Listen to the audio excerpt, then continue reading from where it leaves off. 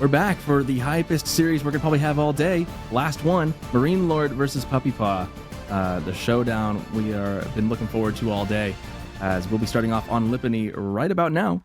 Zhu Shi against Delhi, coming right up. Delhi we have yet to see today, and so I'm excited to see that coming out from Puppypaw. He'll be playing in the red and northeast, and in the southwest, MarineLorD playing Zhu Shi's Legacy in blue. As you mentioned, yeah, Delhi yet to be seen really today. Part of it is it seems to be banned almost every series, rightfully so. It's one of the strongest civilizations in the game, without a doubt. And what a wow map for them as well, right? Lipany, historically, arguably their best map in the game. And on the other side, yeah, as you mentioned, Zhu Shi's Legacy for MarineLorD, historically considered one of the best counters for Delhi Sultanate. People have been disagreeing whether that's still the case or not recently, but I mean, if any player can show how that's done, it will be MarineLorD, won't it? Yes, indeed. Lots of berries on the map. 3 sacred sites up for the grabs. This is definitely Delhi's playground. But Zhu Shi has been dominant in all these games, has been very in the thick of it. We've seen China and Zhu Shi pop up time and time again in these series, and for good reason. I think the versatility and able to go into pro scouts if they so desire, just the variety of things they can do makes them just, I think, a very popular choice at the moment. And just the eco as well. The power that they can have in eco. It's so effective, things. right? Yep. yeah, it's just so effective, like you said. I mean, it's China, but fast, right? I mean, what's not to love about that at the end of the day? China is obviously very strong economic powerhouse. Zhu Shi much the same, but they're just even faster when they come down to it. Of course, China has a few other advantages as well, so it's not like they're strictly worse. But yeah, Delhi, not a slouch civilization either, piloted by none other than NA's pride, so to say, Puppypaw. Yeah. Sheep coming in for Puppypaw, likewise for Zhu Shi's Legacy. The question is, I'm curious if Zhu Shi goes for a pro scout build or not on this one. You know that Delhi's able to put up a lot of units in Feudal Age. The Ghazi Raiders are a particular concern. That said, there is a lot of berries on the field, so you can gather a lot of food, but the deer, getting those in, Zhu Shi is just so dependent on food. And likewise, so is Delhi, right? This is one thing, and these civs kind of both share, is that once the food dries up, things get very difficult for these civs. No easy farm transition for either. They've really got to, keep pumping the units as they go, and once the food dries up, things can really slow down, and that can be really inopportune. We see Meditation Garden coming up. Pretty good spot, too. Berries, wood, gold. Easy to find a good spot on a map like this. Yeah, I might be catching that stone on the top side. We'll have to see. I think you're right.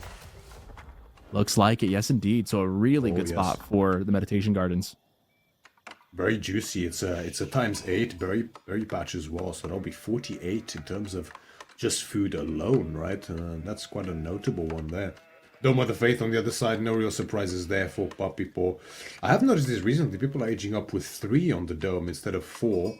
Opting for a bit of a slower entry into that feudal age, maybe just to have slightly more wood once you go up to afford a bit more in turn.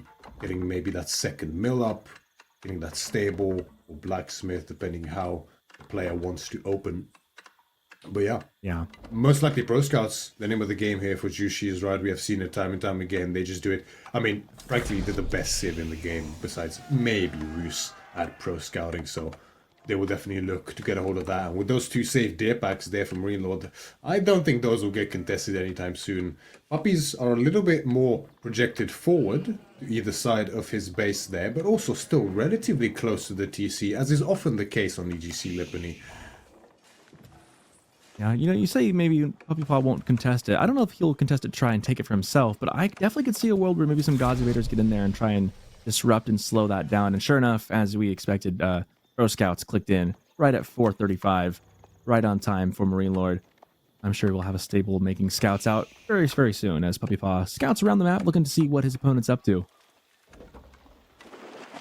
Yeah, nice little timing on the Pro Scouts there for MarineLorD. Stable being rushed up by 2 villages here for Puppypaw, so he wants to get those Ghazis out ASAP. And notably, we see here, once wheelbarrow is completed, the next upgrade in queue for Puppypaw will be horticulture, right? So he's not too interested in getting his own Pro Scouts timing too quickly, which somewhat makes sense. I mean, I don't really see MarineLorD being able to take any of Puppy's deer away, really, with them being so close to his base. So he doesn't really feel any pressure in trying to get them back earlier than necessary. And if he gets horticulture in earlier, then he can gather food from the berries and the sheep faster. And on top of it, he doesn't need to go into that second mill either. So saves a bit of wood in order to get this barracks up earlier. Gonna be Ghazi spears for Puppypaw. I think that's a reasonable choice. We got a couple spears coming out for MarineLorD as well. He's got one in the queue at least, and getting survival techniques on time as well. And first scout already starting to try and hassle MarineLorD's scout, trying to deny this as much as possible. Obviously, it only takes like one deer pack to really pay off the initial investment you do. But obviously, if you can maybe deny the second pack, you don't want your opponent to get ahead through this. Obviously, Puppypaw's going to be eyeing those sacred sites. He's got one relatively close to home, and then one in the middle, and then that one down to the south. It's going to be tricky to get. I think he'd be content to have two for a time. He'd like all three, and he'll probably try to get all three. Yeah, absolutely, and you see the heavy priority on units here from Puppypaw, right? He's going to look to want to harass MarineLorD as much as he can. Make sure that he has enough units to lock in those sacred sites very, very soon. It looks to be about 30 to 40 seconds out now for Puppypaw. Maybe a little bit less at this point in time as those scuttle numbers are starting to rise. Ghazi's for Ghazi moving in, but yeah, MarineLorD quick on the draw as usual. Not even close. Yeah, that's one thing you're going to see. Both these players arguably in the top 3 or 4 all-time of this game. MarineLorD and Puppypaw constantly in the finals duking it out, as we saw in Red Bull recently. And Ghazi Raiders diving in, trying to get a pick. It's really tough. That wood line's nice and tucked away. Spears in there in time. Ghazi have to retreat.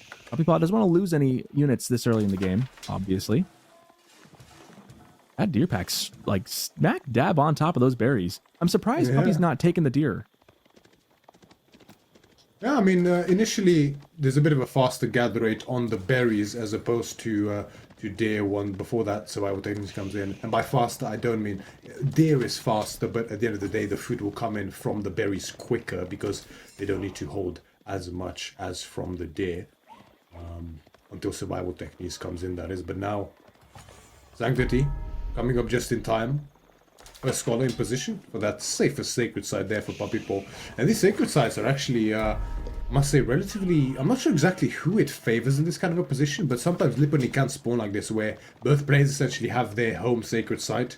That's very hard for the other one to contest, and then there's the center point of contention. So it's a bit of a sort of a diagonal sacred site spawn as opposed to a horizontal or vertical spawn, as we sometimes see. At any rate, it does feel pretty balanced, I will say. They each do have like a home sacred site in that middle one. That's going to be the tricky one if Puppy can get two. Scholar's kind of positioning around, trying to look for a place to go. Very wallable. This is of course EGC Lipony. This is not just the basic Lipony, so we kind of avoid some of the crazy wackiest of spawns that you can find on Lipony. That said, this is a pretty balanced looking distribution of both the cliffs and the wood. From what I'm seeing, it's been well tuned to not be too crazy. Look, I like where the sacred sites are at for all the players. Like, it looks like it's pretty even split.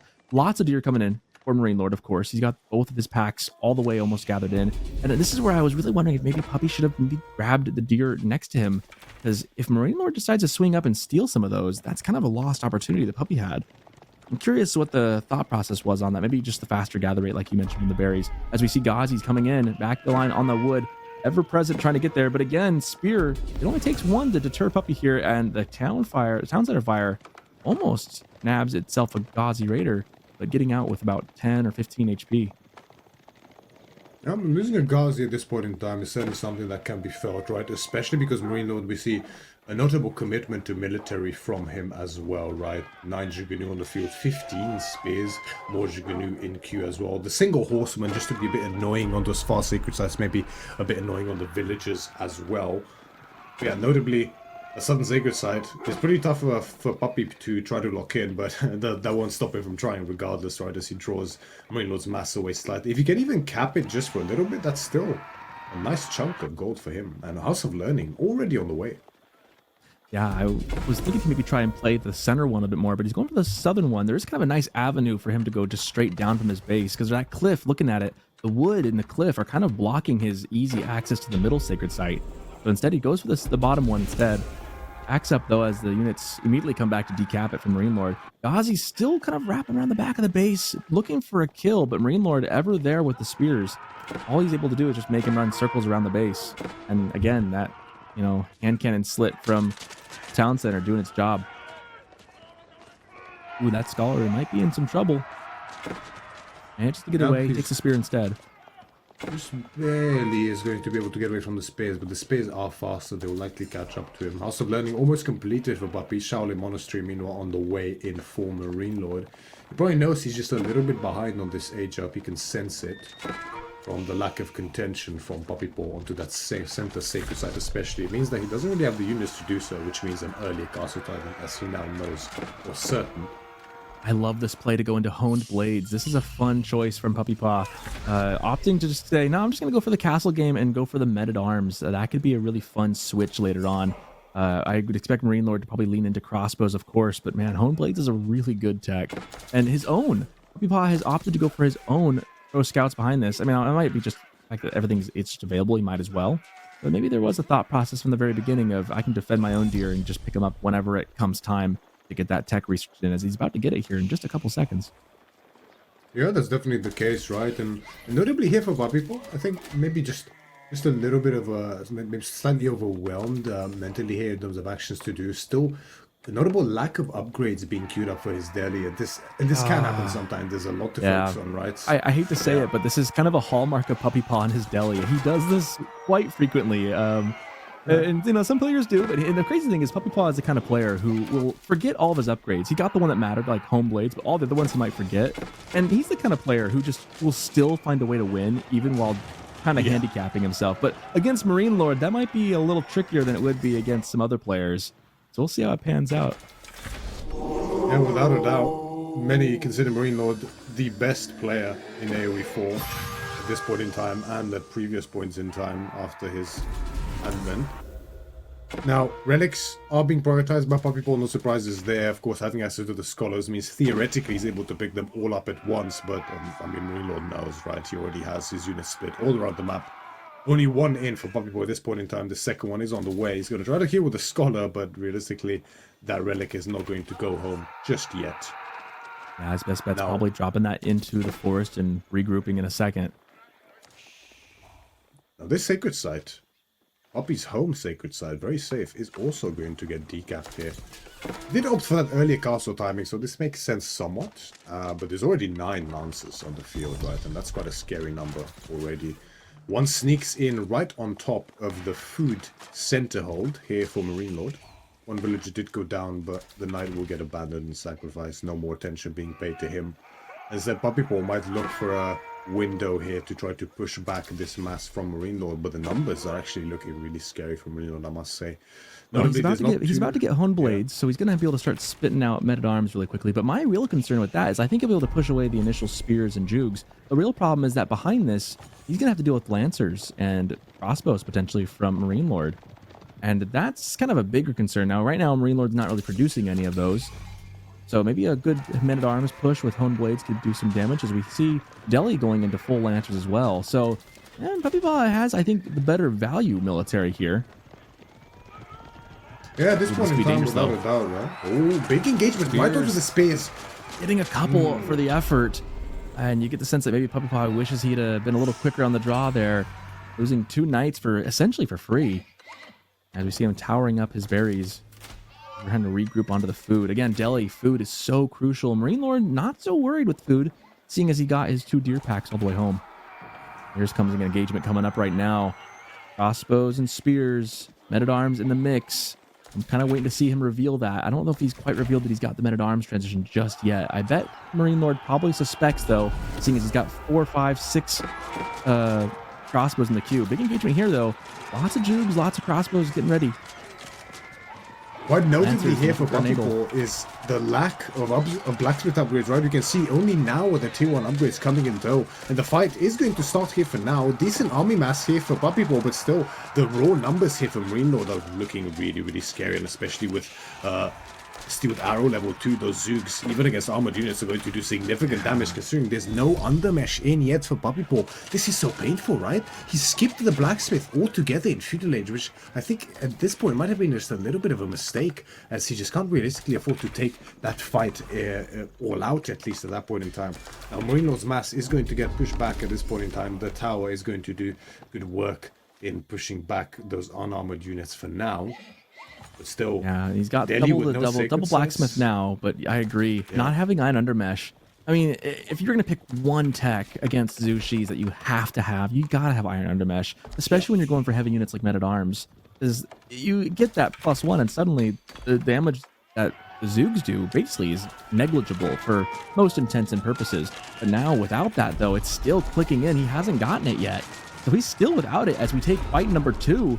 Lancers push in and push back. Scholars just walking right up to the front, trying to find who to heal, but kind of missmicroed there a little bit. And spears are going down from the archer range, archers of Puppypaw, but his front line is all but depleted here. Over depleted indeed. The scholars get pulled in a desperate attempt to turn the fight here, but the issue with that is that the techs are still lagging behind as a result of this. Only 6 scholars now for Puppypaw, and an anemic army mass behind this. Only archers on the field for him now, and against palace guards, Zuganu, crossbows, you need way more than that. And these 5 villagers, they've been trembling in that tower for a long time, but I think their end is nigh. Yeah, I'm starting to sense that things are quickly getting out of hand for Puppypaw here. It feels like maybe just a couple of little unforced errors, not to mention the fact that there's just been not a lot of punishment for Zushi's pro scouts. I mean, Puppypaw was looking and trying to prod with the Ghazi Raiders, couldn't get any damage done, and now there's 2 sacred sites in for MarineLorD. Puppypaw's got none. He's only got 1 relic to his name. Meanwhile, MarineLorD has 4, plus the meditation gardens, plus the pro scouts that he's gotten to take advantage of.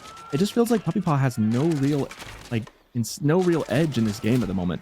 I don't know how he's going to claw one back at this point. It's going to prove very difficult, right? I mean, Delhi, similarly to some other civs in the game, is quite a tempo-based civilization. Normally, you don't really want to fall behind the enemy. I mean, obviously you don't as any civ in the game, but it hurts particularly quite a bit as Delhi, especially if you fall behind in something like upgrades here. Because although you get them for free, the timing on them is very, very crucial. Now, 3 sites locked in for the Zushi as opposed to the Delhi, that's such a painful spot to be in, and you can see the eco difference is manifesting quite severely as MarineLorD almost doubled in income per minute. Yeah, it seems like it's just a wait and delay of the inevitable here. Puppypaw desperately on stone, but the palace guards on time, kill a Vil and chase the others. It just feels like this range mass is all he's got, and once it gets swept off by the palace guards, he's going to have nothing behind. I mean, really, he's got nothing to answer these palace guards whatsoever other than kiting and kiting, but he has nowhere to kite them anymore. He's in his own base. And we see the Jugs just shredding through villagers. I think this is GG's.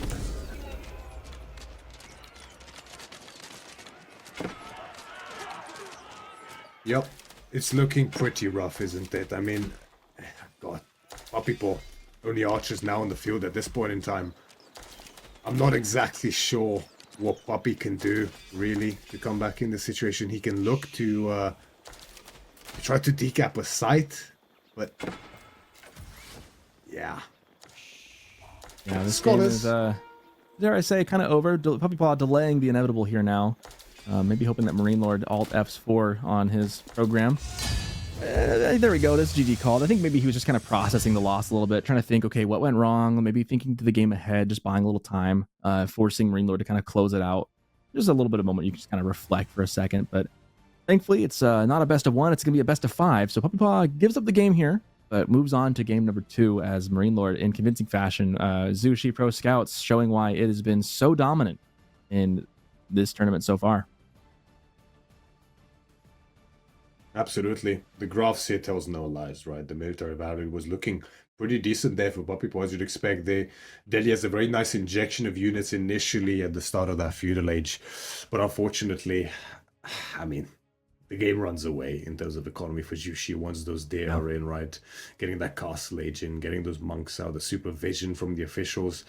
Puppypaw, you went for that early castle age, which I think wasn't a mistake, but just as we highlighted, a bit slow on the draw when it comes to those upgrades, losing control of the sacred sites, losing the map, not even able to get back the relics, which technically he should be able to do. But of course, it was a choice to go for that castle age early, which could have worked out, but just not in this situation here, as we see. We talk often about like capitalizing on your opponent's mistakes, and I don't know if MarineLorD made like a single mistake in this game.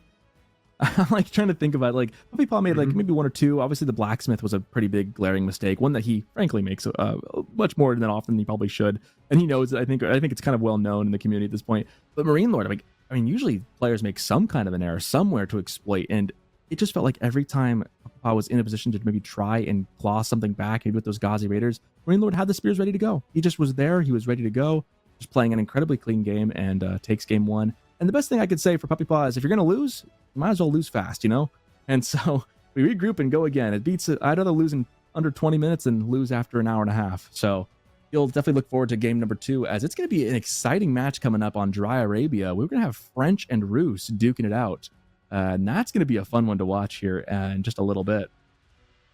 This is what MarineLorD has come to be known for, right? As you highlighted, no mistakes. MarineLorD, the best way I could describe him is just probably the most calculated player there is in AoE4. There's an almost robotic efficiency about him to the way he plays. I was going to say precision. The precision in what he does is just, in chess terms, you'd say like the accuracy, like his accuracy of moves played. Like it'd be like 100, like at 99.9. Like it just feels like what mistakes there. And even, you know, we say that it probably isn't true. There probably were mistakes there, but finding them, you have to be, when a player makes a mistake, you have to be there and be able to take advantage of it. And that's one thing that MarineLorD is exceptionally good at. But if he had any mistakes, I don't see how Puppypaw could have taken advantage of them. I don't know if he was in any position to be able to capitalize on any of it. So really well played by MarineLorD. And Puppypaw, you kind of just lick your wounds, I guess, if you're Puppypaw, and just kind of look to the next game and go, yeah, he got me. Let's just move on. Because it's more than just a one-game series, like I said. And just because you win one game in one convincing fashion doesn't mean you'll win them all. So Puppypaw is still very much in this as we move on to Dry Arabia. And I'm excited for this matchup. Knights and Knights is always fun, in my opinion. Absolutely true. And I mean, you know, Puppypaw, it's game number 1, you know. It's a best of 5 series. Yep. Historically, it's a pretty tough matchup for Delhi. I think even nowadays it can be very, very good for Zhuxi if played effectively. Definitely not favored for Delhi by any means. At best, it's like a 50-50.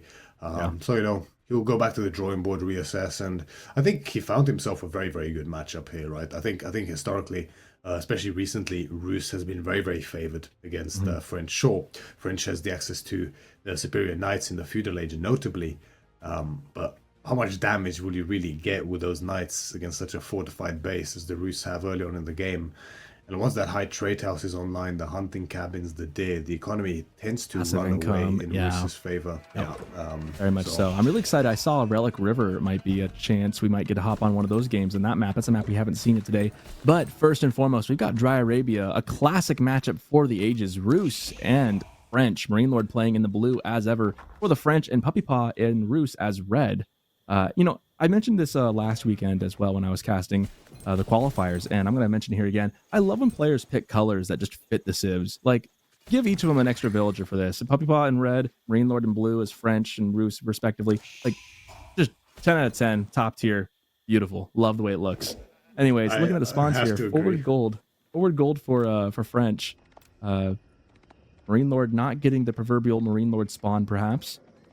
But we'll take a look. He's got some other foodstuffs in the back, so that's something to write home about at least. And Puppypaw scout now. He's got 2 scouts already out on the field, wrapping around the back of MarineLorD's base, trying to get some extra sheep for himself. And the question I'm wondering now is, it's the same question. And you know, this is kind of why people really dislike this meta in some ways. But is pro scouts, yes or no? And it feels like the answer is most likely. Most likely, for sure. At least for, well, I mean, to be honest with you, this is a matchup where we could see some things play out a little bit differently, especially because of the map. There's only a standard amount of deer here.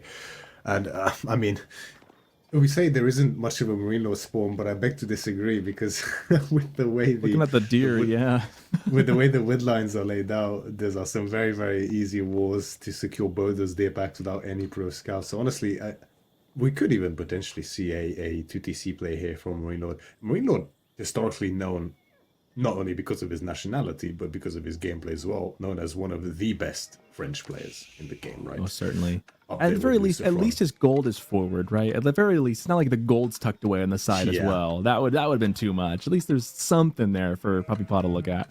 School of Cav going up, Golden Gate going up, the classics. I don't think there's any surprises here. Golden Gate from Puppy. That makes me think Pro Scouts is still in the menu. I mean, it feels like I want to go back to this too. It feels like there was a while there where Kremlin just was the go-to, and everyone was looking at Golden Gate going, yeah, it's definitely an S-tier landmark for any other Civ, but Kremlin is the way to go. And now it's funny to me how the meta shifts over time from season to season, that right back to Golden Gate we go, mostly I think because of what Pro Scouts did for the meta.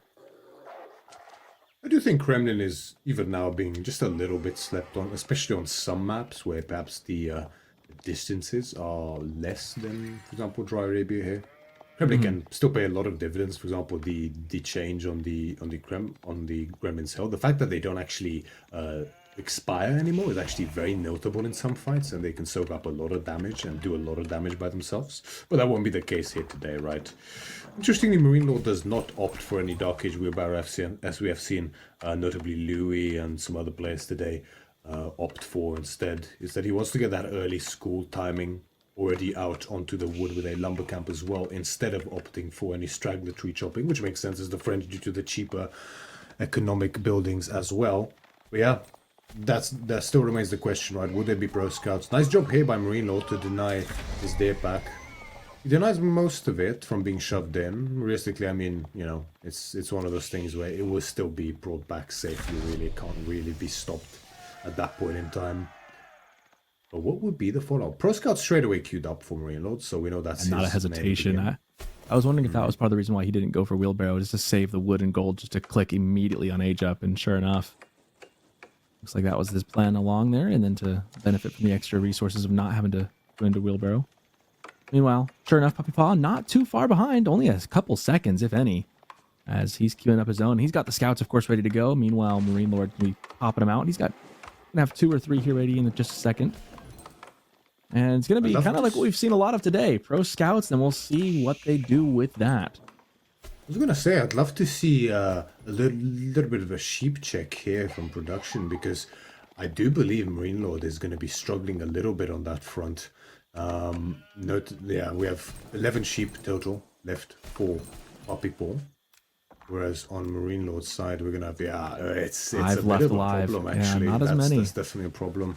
Yeah. So interestingly, MarineLorD opted to go for several scouts first, as opposed to going for that knight. So knight is delayed in this case.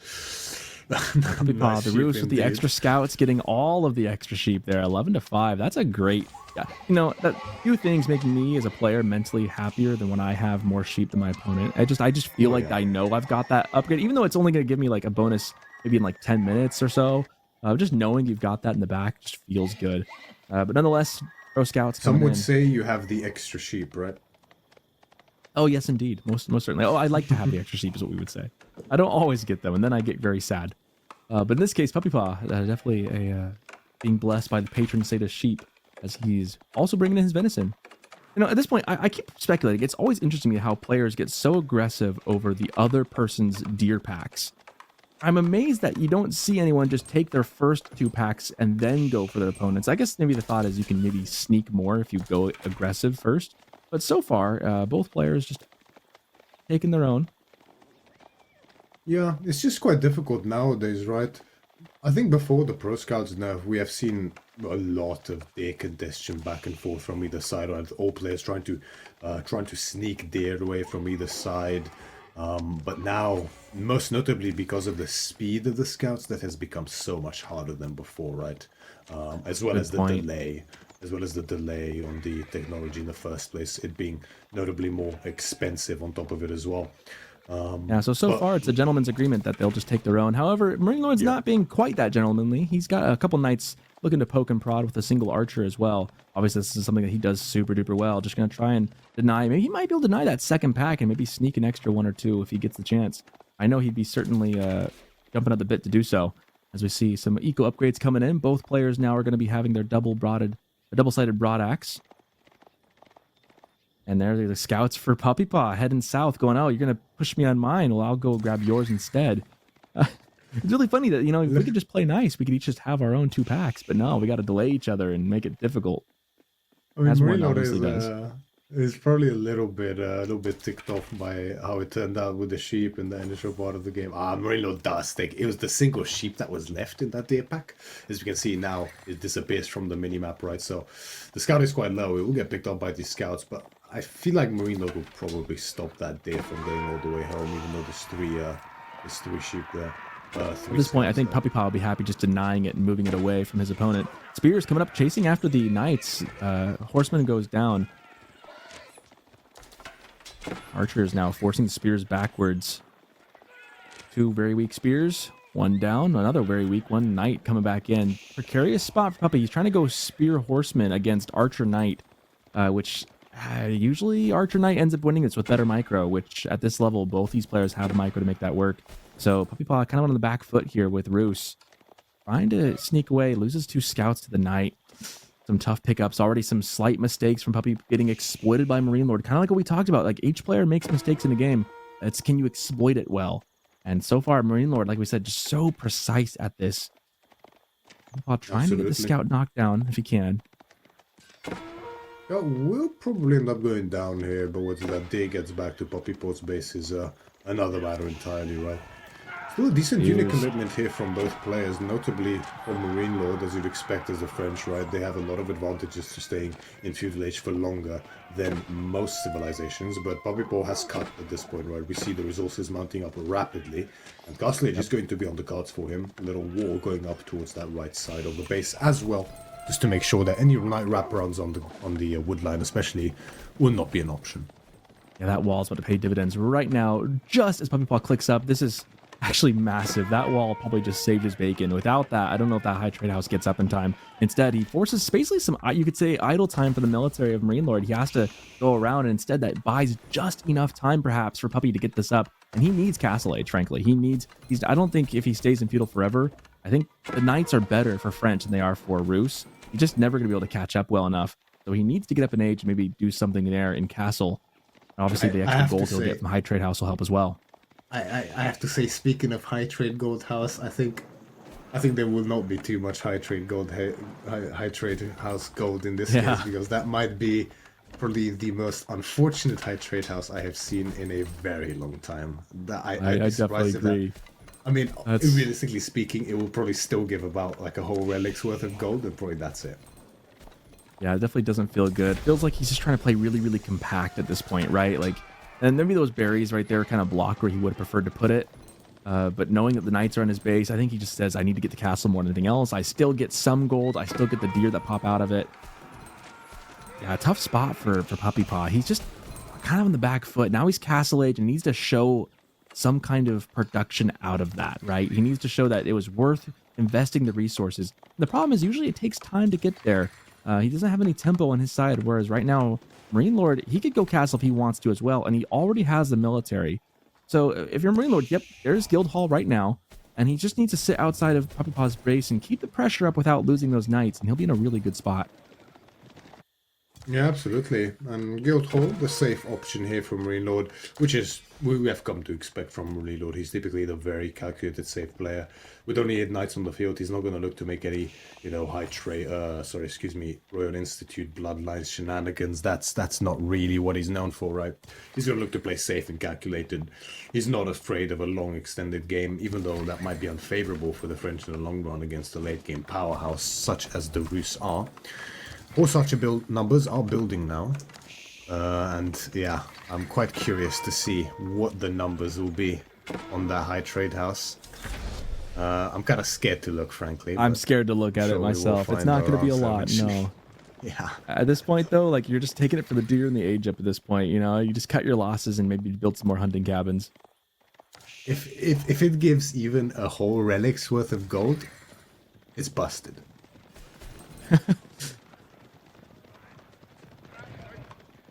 Let's see. Yeah. 60. You know what? Yeah. I mean, compared to how much it normally gets, I mean, you can get up to like 150 or so in a good spot, like 66.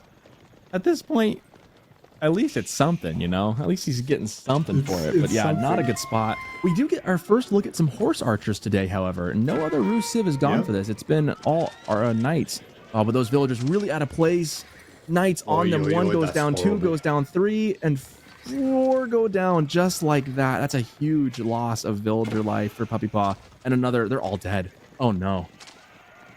Oh no, that is such a painful timing here for Puppypaw. He just misread it completely, right? He has his upgrades in, he has his undermesh, he has his steel arrow, but the reality is, like, it's not like these force archers can frontline for those knights. Sure, a lot of the knights went down, but there's nothing actually stopping the knights from killing the villagers. They will die doing so, but I mean, at this point in time, MarineLorD doesn't really mind losing knights in exchange for so many villages, especially with Puppypaw finding himself between a rock and a hard place here, and now more and more horse archers streaming in. This mass will be cleaned up eventually from Puppypaw, but that is such a painful loss.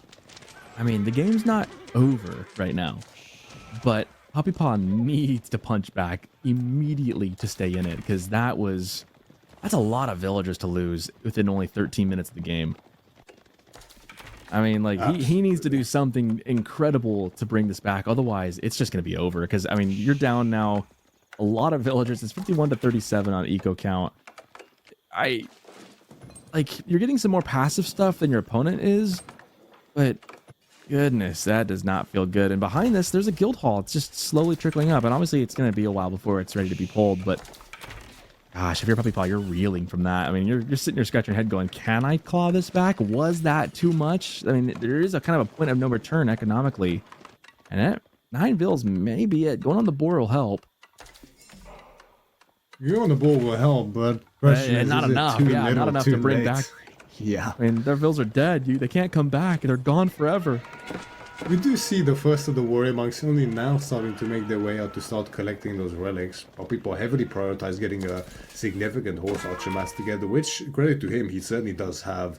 MarineLorD is a little bit pinned in his base at this point in time, playing nice and safe. He needs to he needs to get up a nice, reasonable archer mass first. I'm a bit surprised by the lack of horsemen from MarineLorD. I would have expected that's something he opts for.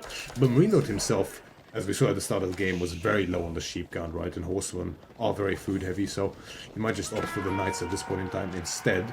Yeah, I mean, there's a lot of horse archers, right? And I don't know if we have Boyar's Fortitude yet. I'm not quite sure. Maybe we can have a check. I don't think we do. Oh no, we actually do. Okay, so Yeah, we do. that is quite a notable lead, right? That will make archers have to take like an additional 2, 3, maybe even 4, depending on upgrades, shots to actually kill them, which is quite significant with that extra health, right? So now, if Puppypaw ever has a chance to get himself back into this game, now is the time to strike. Yeah, he needs to kill 9 fills like yesterday. And if he can't, it's going to get the game's just going to start slipping away more and more and more. I mean, it's so hard to understate how important 9 bills is only 13 minutes into the game. I mean, that's such a huge chunk of your eco that's just gone. Like, in the grand scheme of things, 9 bills doesn't sound like a lot when you end up having like 80, 90, etc. But that early in the game to lose that amount. I mean, it was one thing when he lost those first 4, but then they just kept going. It's just so brutal. Puppypaw has credit. He's trying. He knows he needs to. He knows what he needs to do. The problem is that MarineLorD's not going to make the mistake of letting them sit in the open. The villagers are covered up by the military on the far side. All Puppy can do is just kind of poke and leave. Yep. Relics are being slowly gathered here for Puppypaw, but MarineLorD is not far behind either, right? 2 relics in for him already at this point in time. Archer count building very steadily. Now we start seeing veterancy for horsemen in queue as well, and horsemen themselves in queue too. And actually, MarineLorD is going to get 3 relics total here, as the last of the relics is safely behind his walls in his base. Yeah, you beat me to it. I was going to mention, like, he's got 2, but the last one is right there. As horse archers trying to find some value, having a hard time though.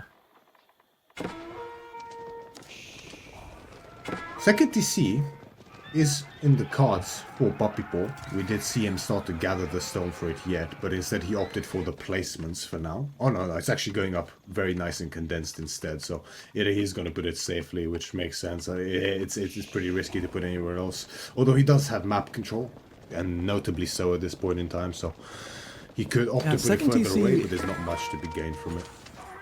Good thing with these horse archers is he has bought himself a little bit of time. He's kept his opponent mostly in his base. And so a second town center maybe recoup some of those losses. But the problem is he can regain those villagers, but he won't ever regain the time lost that those 9 villagers could have been working. And that is a problem that he's never going to recoup that. But a second town center at least will help bridge the gap and not keep the losses at the worst point.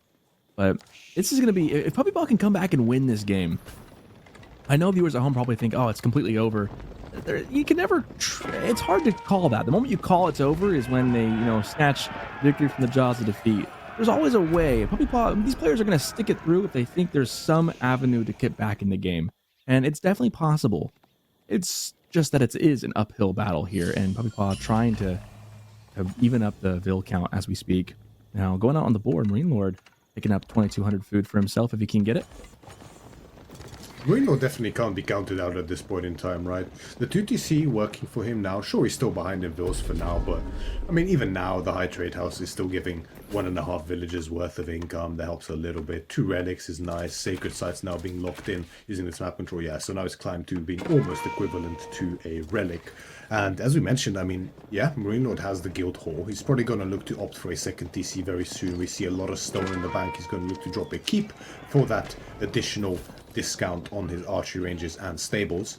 Really, the question here is whether Puppypaw will be able to survive to Imperial Age, because when it gets to that early to mid Imperial Age, that is when Rus really starts getting ahead here, and their economic prowess starts being felt, and especially their army prowess as well, because really, I mean, Arbaleth 3 are very strong indeed, but against Streltsy, that's a different matter.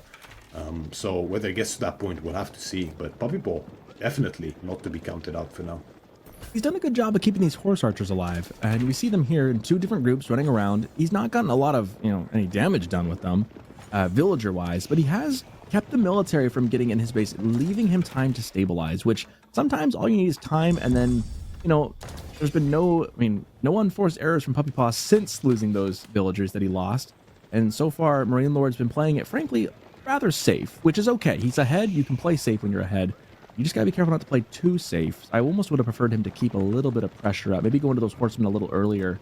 Maybe try and take an engagement that you know you can win. But then again, at this level, you don't want to throw the game either. So you can kind of understand the psyche of these players as they duke it out. Horse Archer's looking for a spot, but that keep is going to hold down the front door.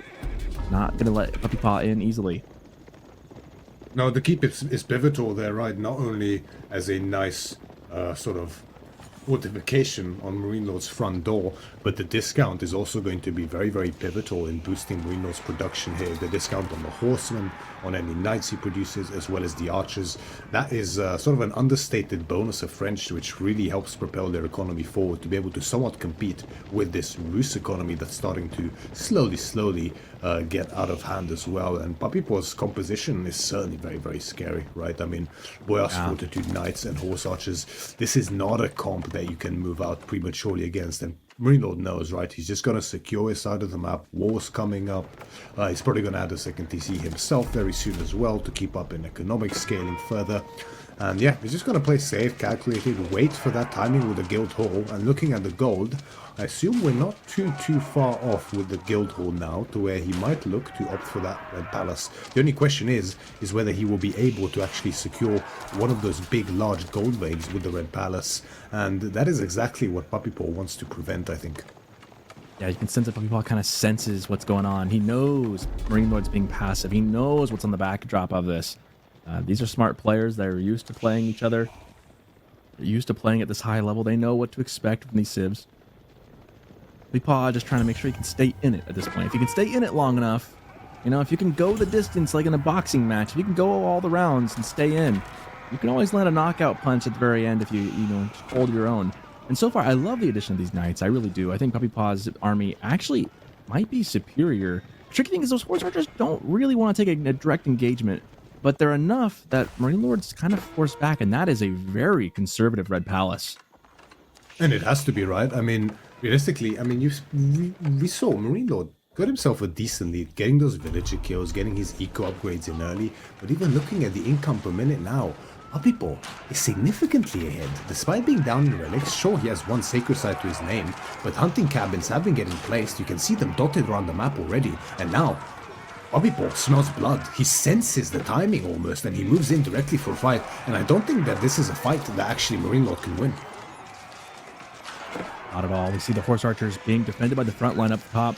All there is archers, not enough arbs to really do a lot of damage here. There's only 3 arbaletier. It's all archers.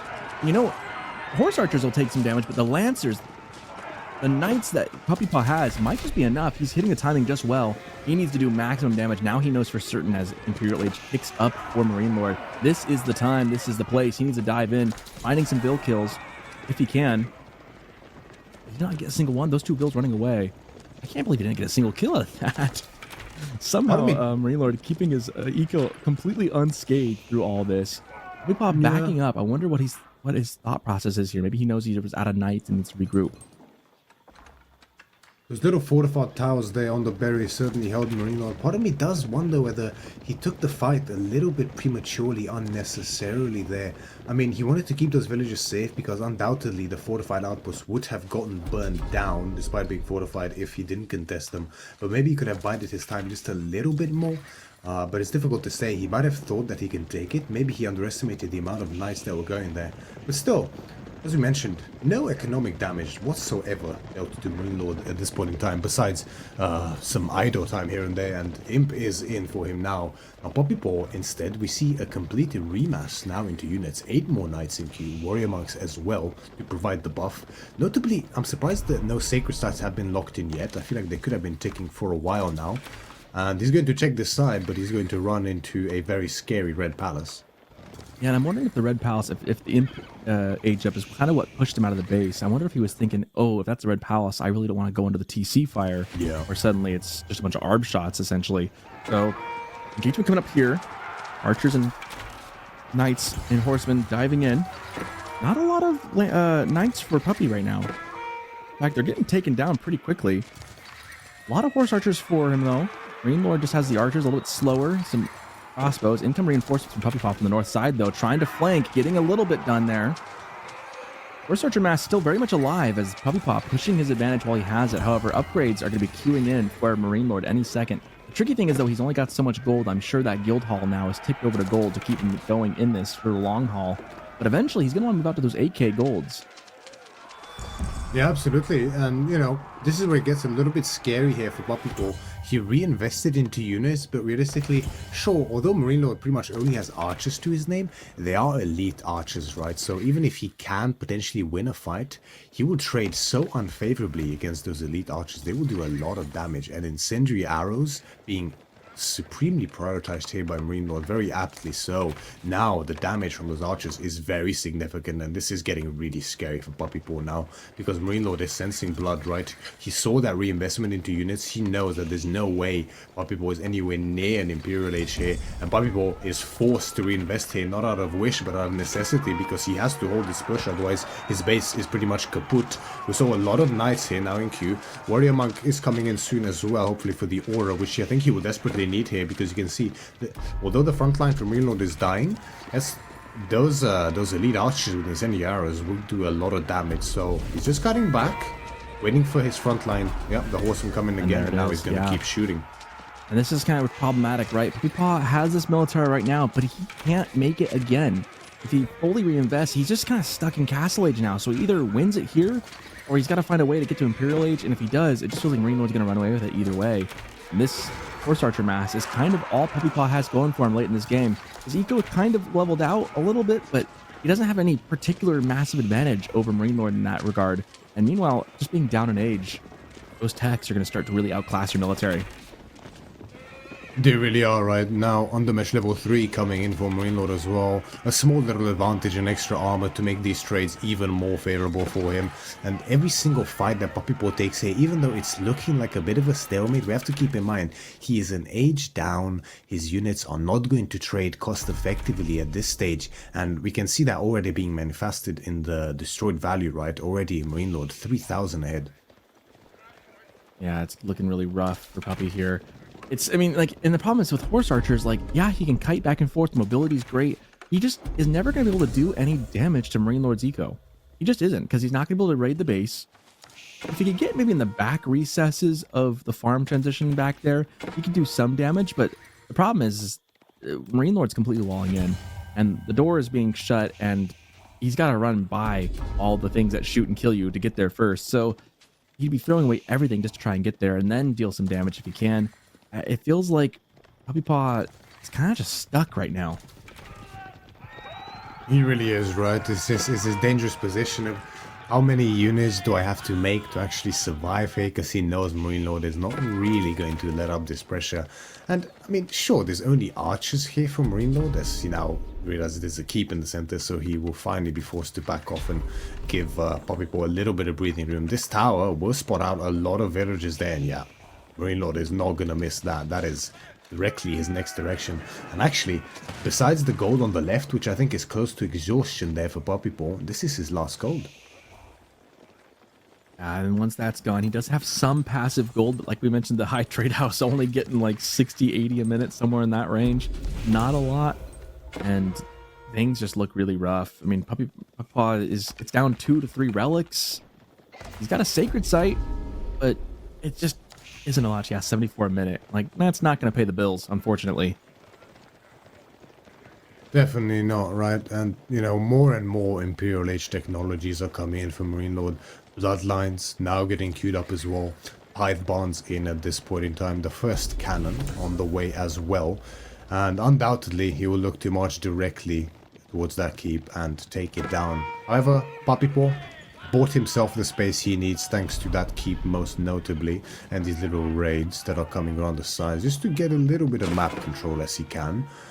Now Puppypaw finally gets up to Imp, and this is where the game can start turning around once again, because once that siege comes into play, once those Streltsy come into play, that's a comp that I think French personally really struggles against. Yeah, the tricky thing is, can Puppypaw get enough time? Can he get enough time to get an advantage? And then, because once that ticks up, like Age 4 clicks in, MarineLorD sees that just as we see that. Now he knows, and now he knows that Puppypaw is kind of high and dry on that. He's got to have a lot of resources in the bank right now. Meanwhile, MarineLorD's been prepping for a couple minutes. Royal Bloodlines clicking in. His military is going to be fully upgraded, whereas Puppypaw needs to take some time to get those upgrades. We see the elite horse archers in play, aging up with that right now. He's also getting Tithe Barns. He needs all the resources he can get, and the sooner you click that, the better. But now you got a cannon in front of your base, slowly taking down the one thing that was holding down the fort, and it was the fort.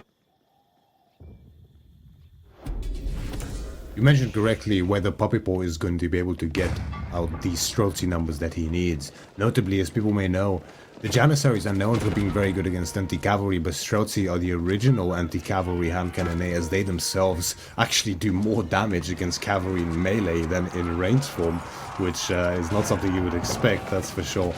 And now we see the keep is going down. MarineLorD knows he's under a little bit of pressure here, right? He can't give Puppypaw all this space to get up the Streltsy count. We see the numbers already starting to build. Horseman, elite on the way for Puppy as well. His own biology in queue as well. And as long, I mean, if MarineLorD can keep these 8Ks under control, then he should theoretically be fine. But of course, the passive gold income for Rus, I mean, 3.3k gold per minute. What more do you need to know? I mean, somehow, though, the military numbers are dead even. If you look at the eco numbers, MarineLorD's at 132 villagers. That might be overdoing it a little bit at this point. Like, it reaches a point where, like, that might be too much. Unless he can keep taking trades and, like, you know, reinforcing up front, I'd like to see maybe some forward production on a keep for MarineLorD eventually. Because at this point, like, if your military gets swept off the floor, Puppypaw's right back in it now. And he's got a bigger military mass than you do. It's kind of interesting that Puppypaw has stayed in it long enough that now, really, if Puppypaw can just buy a little more time and maybe start taking more map control back. At this point, this is the problem, is that MarineLorD has control of the majority of the map. If Puppypaw can ever sweep this military away from him and take over those 8Ks, he'll be in a much better spot. But then whoever gets keeps on those spots will be most in a better spot to win. But we see a big engagement here, knight on knight. Horse archers behind, archers and crossbows going at it. Incendiary arrows firing back and forth. I think Puppypaw might have this here. Absolutely, is the pop efficiency of this army, right? The elite horse archers, the elite horsemen, a few Streltsy peppered in as well to provide even more firepower. This is such a powerful army from Puppypaw, right? And although he's pushed back a little bit here, he has to be careful. We can't jump the gun, and his economy needs a little bit of attention behind this too. These are still units that are very tough for Puppypaw, for MarineLorD to deal with. Now, I think the difference is incendiary arrows right now, because the horse archers don't have that quite yet, and he's ticking that one up. If If he had that, this would be an even fight. But unfortunately for Puppypaw, that's the problem with going up in H later, is that those techs come in later as the bombard goes down. He's forced back into the base. He just needs a couple more minutes, like a minute or so, to get that upgrade. But unfortunately, villagers going down left and right as MarineLorD just busts open the door of Puppypaw and dives on in with those knights. He might have jumped the gun just a little bit on that fight. He had biology coming in, so he thought that that might be enough to actually push back MarineLorD's mass. But now he realizes that he actually needs incendiary arrows as well. In an ideal world, he actually wants to trade out these horse archers in order to start building up those Streltsy. As you see, there's not a single horse archer in queue anymore. He wants to get rid of these, trade them out effectively, and he tries to do so. We see taking out the bombard. Nicely done there. But yeah, once those Streltsy numbers start building and those horsemen start building, it'll be really good for Puppypaw. But the problem behind this is the economy, right? The gold is running out. The food income is just a little bit lackluster at this point in time. Only 2k compared to MarineLorD's 2.4k. Typically, Rus should be ahead in that regard. And forced trades here once again by Puppypaw, but the problem is, does he actually have enough gold here to make enough Streltsy and enough horsemen to push through this? And I would say that he probably actually needs siege as well to offset that backline. Well, either way, he's certainly trying. We see the fights continue. Incendiary arrows are now on both sides. Horse archers trying. Unfortunately for Puppypaw, the gold villagers, all of them getting chased down by 2 knights or horsemen. Looks actually a horseman now, not knights, taking them all down. So behind this, like you said, he had the gold, he had the access to it, but now they're running for the hills. Horse archers trying to hold the choke point down, but the cannon just torching things. That keep has been built again, but I don't know how long he can hold this. Vills desperately trying to hold on, and the horsemen and knights breaking through the front line. Finally, horse archers have to retreat. This is so tough. Puppypaw has lost 40 villagers, though. Feels like the wheels are starting to fall off. He's been trying to keep this going and going and going. And it comes down to that gold. It comes down to that gold, doesn't it? I mean, in an ideal world, if there's an even villager, if there's an even resource split between the two civs, equal access to gold for both Rus and French, I really think that that's a position that French normally very much struggles in. But MarineLorD understands this, right? He knows this from his extensive experience in the game. He locked down those golds without hesitation. There is still a far gold there on the right corner for Puppypaw, but that's so out of the way, and he knows, yeah, without gold, there's no superior army comp. Without superior army comp, there's no win, as MarineLorD takes game number 2 in a clinic. And Puppypaw really tried to battle that one out. He was at such a disadvantage so early. You can see on the economy count when just the villager number just dipping down. It's really tough that he just battled that one out as long as he could. But the early advantage for MarineLorD really just, it was something he was able to build up on. And eventually, despite the best efforts Puppypaw could muster up, falls to game number 2 to MarineLorD. Absolutely exquisitely played there from MarineLorD. He knew exactly when to be aggressive in that feudal age, to posture aggressively to Puppypaw's base, even taking away some of his deer, which we don't see very often nowadays anymore. Because of the Pro Scout nerf, and then knowing in Castle Age, once that horse archer number is built up, that he needs to play very carefully, very defensively, wait for that guild hall. He didn't risk going for a crazy guild hall and a big goal, because he knew if those villages get discovered, undoubtedly that would be game against the powerhouse eco of Rus. And credit to Puppy as well, recovering so well after being put behind by those villagers, eking out to that late game, but he just wasn't quite able to secure the gold he needed to eventually switch out to that superior comp. And it makes me wonder partially, maybe, was it too many horse archers in the end? Was it too big of an investment? Because then, you know, once you get to imp, you have to upgrade them to elite. You have to get incendiary arrows. Already that's almost 2,000 gold invested into just horse archers. But really, I mean, even if all of that gold was Streltsy instead, could he have really kept this up long enough to push MarineLorD back, as well as needing siege to break the keeps? I'm not sure. Yeah, tough fight for Puppy. And, you know, again, like, there were a couple of mistakes by MarineLorD, this one that could be exploited. And Puppy tried breaking through a little bit here and there, a little bit. But again, dropping 9 vills right off the bat, like, I feel like that really just set the tone for the whole game, where Puppypaw was just battling uphill. And he battled. He got all the way up into Imperial Age, drug this one out for over half an hour. But in the end, losing the gold at the very end there especially really was the sealing blow. Just kind of put a bow on this one, and we go on to game number 3. Puppypaw now down 2. At this point, Puppypaw is probably feeling the pressure, probably really wanting to take one if he can from MarineLorD. Maybe just got to get that first win to kind of get things going. And coming up next, it's going to be Templars versus Japanese on Enlightened Horizon. So we're going to get our first Templars game today in just a little bit. Oh, Should be in Templars just a indeed. couple seconds even. Yeah, it should be our, again, first look at Templars. That's, it's been like universally banned through all the series except for this one that we've been watching so far today. So it'll be fun to use the newest of 2 civs to try and maybe clean Sweet Puppy if he can. I'm Puppy, actually, of course, hoping to drag this one out. yeah, I'm hugely hyped for the next game. Actually, I mean, Knights Templar is such a solid civilization, very fun civilization, and seeing them piloted by arguably the best player in the game is something I'm really looking forward to. But on on the same side, I'm hugely excited to see Puppypaw's Japanese as well, as historically, much like Louis Ottoman's, Puppypaw is just one of those extremely scary Japanese players. And I'm a big believer in the recent Japan. Especially after the Yumi nerf, but even before, I think they were very effective civilization, and Puppypaw has made them work very well historically, even before this latest buff. So, I think this will be an incredible game. Yeah, we're up for a good one here. And sacred sites in a specific spot make it really interesting with Templars as the pilgrims go pretty much across the map. There's just a lot of things. Templars so versatile.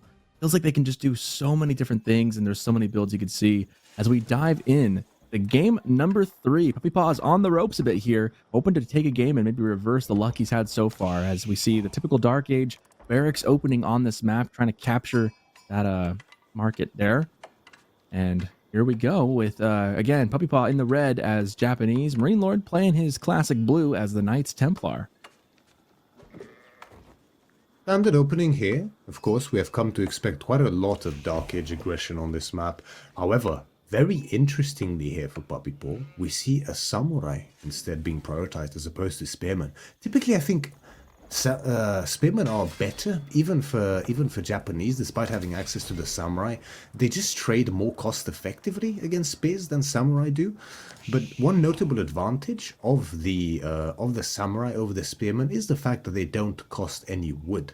So it's not like Japanese have the efficient wood gathering of Templar. So the resources needed to produce samurai is more efficiently gained than the resources needed to produce spears, even though they do trade more cost effectively. And in these low numbers, the samurai are definitely favored, and squeezing out 3 of them so quickly, this could actually be really nice for Puppypaw. You're also forgetting the fact that they look cool as hell. So he's got that going from as well I'd as never he takes the forget first that. little engagement. The nice thing is that the little deflect as well can really kind of get you an extra bit, especially if you can reload that and then fight again. Some interesting little micro as he's going back and forth here. This is actually so smart here from Puppypaw, right? He doesn't even want to take an all-out engagement just yet, but just delaying the capture on this merchant camp. This is huge, actually. There's no income from that merchant camp yet for MarineLorD. Now, the issue here is that eventually the spear count is going to get to a point where even the 3 samurai can no longer contest, but Puppypaw's macro behind this is impeccable. 4 samurai out already, spearmen in queue as well. I have to copy this opening, actually. It's pretty good. When you were mentioning how good Puppypaw can be with Japanese, clearly something he's been practicing and waiting to pull out. This may be a very happy pick for him on this map. Trying to get the extra resources out of this if he can. It's going to take a moment to get the merchant camp captured. I do wonder what the next priority will be here for Puppypaw, right? Because he has the merchant camp, or at least is almost fully captured it. So there's no income for either player from this one yet. But there's also the wolf dens to consider, right? So if he does opt for the wolf dens, then this merchant camp will have to go over. So I wonder if that's something he deems worth it. Oh, it looks like he will send just the 1 spearman towards the wolf camp. I don't know if will that be enough? I'm not sure. Gets this merchant camp here and now backs off. Yeah. Ends him up. He's got one in each of the camps, actually. There's another one, a top camp as well. I see a red unit. You got the one here in the east and one in the north. Looks like the scout trying to do some work as well. Puppypaw really trying to min-max what he can do with these units. Obviously, 150 gold if he can light one of these things on fire. And Yeah, the passive resources from the merchant camp as well. Already getting it in, yeah. Puppypaw getting some nice resource takes from MarineLorD's own merchant camp now, and notably, the wolves will spawn again when the wolf den gets low enough, but I don't actually know, does it spawn the extra wolf when it starts burning or beforehand? I believe it's, yeah, we're getting hearing from production that it's when it starts burning is when the extra spawns pop out. We get the first one here, once it goes down by 30%, I believe. And then when it starts burning, it'll pop out some more. Scout doing this job, leading him away. I mean, I think this is One's gonna be burning beautifully here in just a played second. by Puppy so far. Yeah, 150 gold in just like that for Puppypaw, and that's He's going to gonna be... get 300 gold. He's gonna get both. Yeah, it's huge. That's worth a spear, frankly. And it's not like investing in 7 samurai and an additional spear has delayed his age up by that much. I mean, MarineLorD is a bit ahead with it, and he will get it faster due to the nature of the Templars' age up. Kingdom of France on the way in for him already. But the Coca is not far behind already, and Coca's an interesting choice here. I know Puppypaw is a particular enjoyer of the Shinobi, but I gotta say, like, personally, I just love the additional food, so I really wonder whether he can pull with these Shinobis to I agree with you on a strategic sense, but on a absolute coolness level, I gotta go Coca here. That's too fun. It's way too cool. I'm very hyped about this. Like I said, the samurai look cool as hell. So do the shinobi. So I am down for it. We were getting just the pure excitement. Puppypaw deciding to give us a bit of a show here in game number 3. The samurai just chasing down the spears. This is gonna be pretty fun. Survival techniques coming in as well for Puppy, so he must have some deer he's heading on to in the corner there. And, you know, Puppy's in a pretty okay spot right now. A little bit behind on the age up, but having some samurai on the field, it's kind of hard to deal with samurai, those heavy units. And if you don't have a good answer, it just takes a lot of mass to deal with them. They are slow, they are expensive, but so far I would say Puppypaw's gotten a lot of value out of them. Absolutely right, and sure, I mean, the Chevalier Confrère will do decently against them, but it's not like they are French Royal Knights or even Roost Knights for that matter, right? They won't trade that effectively, and combined with the Shinobi, I mean, Shinobi actually have a very, very significant amount of damage. They trade off any kind of HP for that damage, right? And they will actually trade very, very effectively against the Knights in low numbers, especially. I do wonder, behind the Shinobi, what other units Puppypaw will be going into. We do see Spearmen now in queue for him. It makes sense, right? But I think we might potentially see some Yumi in the future. Safe Passage coming in for MarineLorD now. That will be very notable, right? A nice little 130 gold for that safe trip to the Sacred Site. And this is a great map for Templars. Besides the Dark Age reason, it's also great for the sites, right? The closer site to you gives 130 gold. It's always on your side of the map, so it's relatively safe, as Safe Passage would indicate with the name, right? Yeah, and we kind of neglected to mention that MarineLorD did go with the, I think we didn't mention it, that he went with the French as his ally, so he does have the Kingdom of France helping him out here as the Templars. Unlocks Cavaliers for him, as well as a couple of other benefits, as the first of those end up in the field here. Puppypaw does have a spear there. The other spear's looking for some damage. Shinobi popping up in there, looking for some cheeky kills of his own. Archers trying to take down the Shinobi. They'll get him. Pick up on MarineLorD, very precise there, and in comes the battle. Samurai trying to wrap around and do some damage. Deflection helping him out a little bit. One of them is going to go down. 2 go down. And suddenly, this is where the Samurai, like, they feel good, but the attack speed, they're so slow. And with a number of other units, they just kind of go down very quickly. And this is where, like, this is why most people don't do this, is that, like, they look so cool. They seem so cool. It's just hard to get value out of them this early in the game. Especially like this, right? And on a map like this, I mean, there's no real angles for you to go in to disable any buildings. It's pretty easy to see them coming, especially if the outpost is not captured by you. And I gotta say, that was a pretty premature fight there for Puppy. Maybe if he had a bit more of a mass, it could have been fine. But you're still dealing with triple comp here from MarineLorD. Chevalier Confrère obviously very effective in these small skirmishes here. And now, I mean, after such a good start, Puppypaw being pressured. And this is kind of the reason why he's going up castle. His opponent's not nearly that close, but man, is castle going to save him here? I just feel like he's going to get overrun.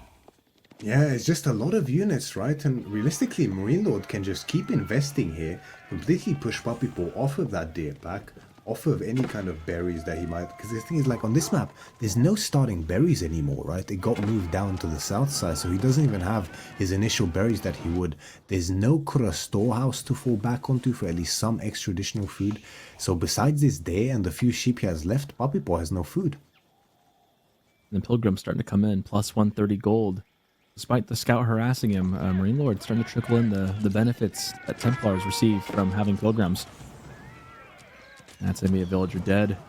Fortification does come in kind of clutch there just in time before the torching comes in, and that will be enough to push MarineLorD back. He doesn't want to lose too many units to it, but yeah, MarineLorD definitely knows what's happening by now. But people intentionally slowing down the age up of his floating gate in order to keep his economy in a slightly more stable position, also as not to as to somehow faint a little bit as to what he's doing behind this for MarineLorD. Shinobi I like this use of the ninja right here. Yeah, Shinobi doing some damage to the Pilgrims. That's a good use of him. He's quick enough, fleety enough, can jump in and out. Now, it's tricky because obviously Pilgrims, you know, they're kind of like zombies in a way, is what people kind of joke. They just pop out and do their thing. You can't stop them. You can't control them. You can only watch. So if you can maybe deny some of that gold, that could help. But militarily, down by 17. Not a lot going for Puppypaw here. Trying to get into Castle Age. He's got his first Kawada coming in for the upgrade for the mini wheelbarrow. We got a fake villager turns in and shows he's a shinobi. MarineLorD not really fooled as he disappears into the night. No wonder what exactly is the plan here for Puppypaw. He's going to be able to get out a few of those mounted samurai, but how much food does he really have access to, right? He still has that deer there, so he'll get a few. And there's not a lot of space here for MarineLorD, so the mounted samurai can get some value. But will he be able to actually deal with this mass anytime soon? I don't think so. Yeah, 24-5. Looks kind of rough. No wood coming in for Puppypaw right now. He's got a lot of villagers on there. Desperately trying to get the wood back he needs. However, the backside's open. MarineLorD's going to just creep right around. Here they come. And there they go. One villager goes down instantly. And the rest have to flee back to the town center and down the hill. Yeah. Sam's now out. Archer goes down from the town center fire. A little choke point here. Let's see if Puppypaw can do something. Idle time's not really good for him, though, either. No, again, a lot of Demo Lancers to only 3 Samurais. I just don't think there's enough mass. Honestly, MarineLorD could probably just take the fight. He could. He's just waiting in now. There's extra samurai reinforcements. Yeah, these extra reinforcements might be enough for him to turn. He's just gonna probably sort out his hotkeys here a little bit, I imagine, and then turn when it gets up to his favorable. Yeah, here we go. The turn comes. Honestly, there's a good amount of mounted samurai here. I'm not quite sure there's enough space. As long as Puppypaw kites a little bit, just like this, to make sure that the space fall behind the Chevalier Confrère, then he might be able to survive here for a little bit longer. But I mean, you can see MarineLorD has no plans of Castle Age. He's just going to keep making units. He's going to keep bumping archers, keep bumping Confrère, keep bumping spearmen. And if he just starves out Puppypaw here, I don't know if there's much Puppypaw can do. Yeah, it's looking pretty rough right now for Puppypaw. MarineLorD in a very dominant spot. Pilgrims still doing their thing, so the gold just churning behind this. I don't know what Puppypaw's... I'm curious what Puppypaw's plan from the get-go was, if he expected that to go differently. Looks like that first fight just kind of didn't go his way, and now there's not really much of a follow-up afterwards. You see the tower trying to pick off some units, but again, 28 military to 6. It's kind of been the story of the game since about minute 7. Samurai trying to come in and save the day, but there's a lot of spears there. They're just going to get eaten up as one falls and another one's right behind. Yeah, almost the entirety of Puppypaw's economy just running in shambles right now. The ram is working on the tower. It's going to get torched down, but that tower is going to be so low, and there's so few resources here for Puppypaw to work with. 4 military compared to 31. I think the writing is on the wall, Sockerton.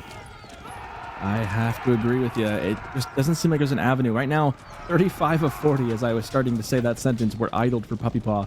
Now still has 5 idled, but he's got nowhere to go. He's cornered in. He's got no way of building a military mass. It just feels kind of over. And it started so well for Puppypaw. I was very excited to see how he played from then on, but I just feel like this is what I mean. The Shinobi, although a very exciting choice, it feels so hard to get value out of them in most games, and especially on a map like this, I think it's even harder to get value out of them. And on top of it, like, going for Castle Age on a map like this when you don't have much food, I just don't think it was the right decision. Personally, I would have loved to see a heavier investment into Feudal here for Puppypaw. Maybe getting, like, then maybe the Shinobi would have worked out, mixed in a composition with Yumi and Space, maybe some Horsemen as well. And we could have been looking at a very different game, but for now, yeah, I mean, once again, a throwback from a minute ago, so many villagers fighting for their lives at this point of the Samurai. I mean, it's a last ditch attempt in this game, right? It is game number 3. It is match point, and yeah. Oh my god, there's so many villagers fighting here, and so many are gonna go down. Puppypaw. This was not how he drew this one up. You just know that he wishes it could have gone a little bit better. Maybe he got kind of outmaneuvered in the draft a little bit, a couple points. Maybe he feels like he just kind of a couple mistakes early on that just kept costing him. It was an exciting idea, but unfortunately, he falls 3-0 to MarineLorD, who just looks dominant as ever. MarineLorD That tells the putting story of on the an graph. absolute clinic. Yeah, we see the grass. I mean, yeah, there we go. Great start there. As we can see on the graph there for Puppypaw, honestly, it almost looked over in the starting few seconds, I would say, with such a clean, beautiful opening from him, getting out of Samurai, completely pushing MarineLorD off of his own merchant camp, securing it for himself, getting both of the wolf dens pretty much uncontested for free, getting a very competitive age up timing himself.